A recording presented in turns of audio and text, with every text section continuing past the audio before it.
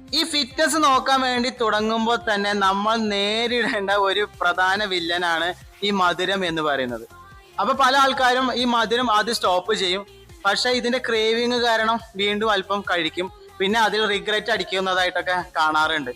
പക്ഷെ നിങ്ങൾക്ക് അറിയോ, അത് നിങ്ങളുടെ കുഴപ്പമല്ലാതെ. ഇങ്ങനെ ക്രേവിങ് വരുന്നതിന് എവല്യൂഷൻ വളരെ ഒരു പ്രധാന ഘടകമാണ്. അതായത് നമ്മുടെ പൊതു പൂർവികന്മാര്, ആൻസസ്റ്റേഴ്സ്, അവര് കാട്ടിൽ ജീവിച്ചിരുന്ന സമയത്ത് അവർക്ക് മധുരം ലഭിച്ചിരുന്നത് വളരെ അപൂർവമായിട്ട്. അതുകൊണ്ട് മധുരം കണ്ടു കഴിഞ്ഞാൽ അത് മുഴുവനായിട്ട് കഴിക്കുന്നതിന് വേണ്ടിയിട്ട് തലച്ചോറ് ഡോപ്പമൈൻ പോലുള്ള ഹോർമോണുകൾ റിലീസ് ചെയ്യാൻ തുടങ്ങും. അത് അക്കാലത്ത് ഒരു സർവൈവൽ മെക്കാനിസം ആയിരുന്നു. പക്ഷെ ഇന്ന് നമ്മൾ കാട്ടിലല്ല ജീവിക്കുന്നത്, ബേക്കറികൾക്ക് നടുവിലാണ്.